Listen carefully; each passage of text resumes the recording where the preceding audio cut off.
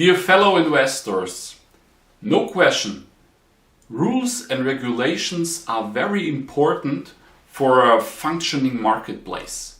However, if confusion, chaos and cost explosion is the ultimate result of regulation, something is wrong. Dealing with the European Union financial markets, all over the place, you witnessed, the whole community witnessed exactly these things.